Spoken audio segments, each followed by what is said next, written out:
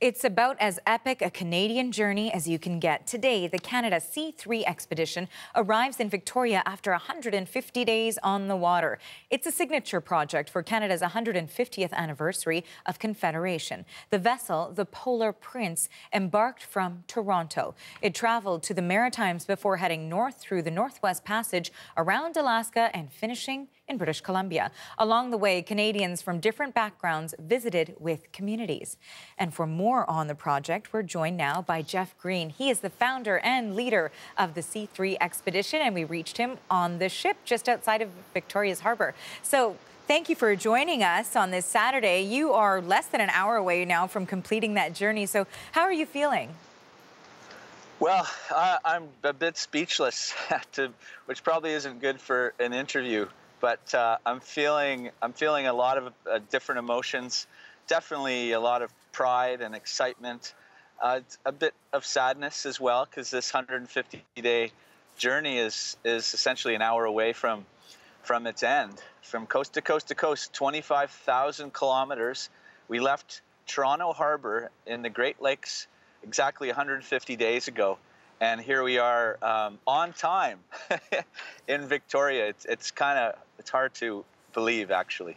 It sounds like an overwhelming experience. So tell us again, remind us why it is that you decided to do this. Well, of course, it was inspired initially by Canada's 150th anniversary of Confederation. But then as we got into the planning, it became so much. It became a voyage of education for youth. It became a voyage to really connect Canada and connect Canadians and be a platform for storytelling. We have the longest coastline in the world. We wanted to really highlight that, the fact that we have 3 coasts, that we touch 3 oceans. In a way, we actually have 4 coasts if you include the Great Lakes. Then it became a voyage of science. We've had an incredible coast-to-coast-to-coast science program taking place. A voyage to celebrate all the amazing people, the diversity, the different cultures of our country. And then the one thing that really connected it all together and has been the most profound, I would say, was that it has been a voyage of reconciliation for Canada, and to help us heal, to share, and to learn about this history that we don't know so well about Canada, the way the Indigenous peoples of Canada have been treated. So it's been a journey to really begin to that healing between non-Indigenous and Indigenous Canadians. And just this morning I received this beautiful feather as a gift from one of the elders we've had on Leg 15, Lillian Howard, and it's a symbol of that journey of reconciliation. I'm going to cherish this for the rest of my life. So the list goes on, but it's been a journey filled with hope and friendship and love and learning, and a lot of amazing people that made it happen. And, you know, you're talking about that friendship and that love and the sort of sense of community, because this wasn't a solo journey. And we understand a lot of Canadians sort of joined you along the way for parts of this journey. So tell us a little bit about that experience, and what did you hear from some of those people who decided to join you along the way?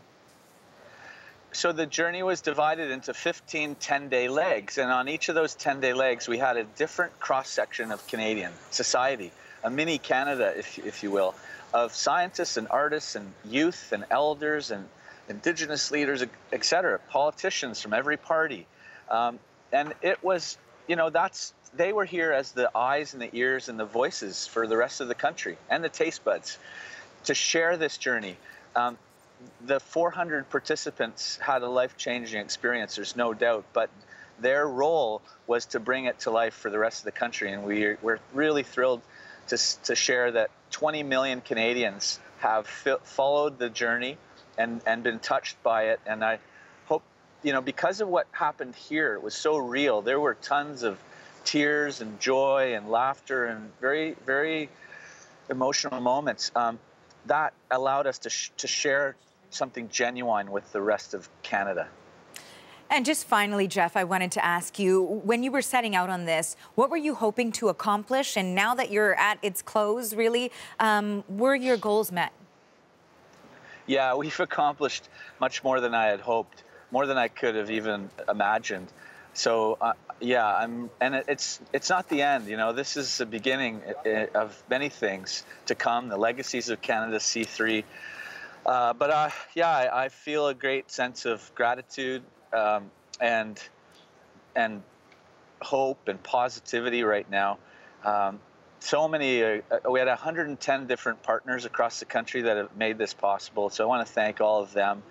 You know who you are, and all the millions of Canadians that followed us and continue to do so today. This morning at 11 a.m. Eastern, or no, 11 a.m.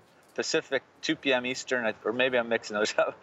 You can follow the arrival here live on Facebook, the Canada C3 Facebook page. But yeah, it's, you know, what else? I wanted to showcase we're a polar nation. We're an ocean nation. We have the most incredible possibilities ahead of us as a country if we allow ourselves to dream big for the years to come, for the next 150 years.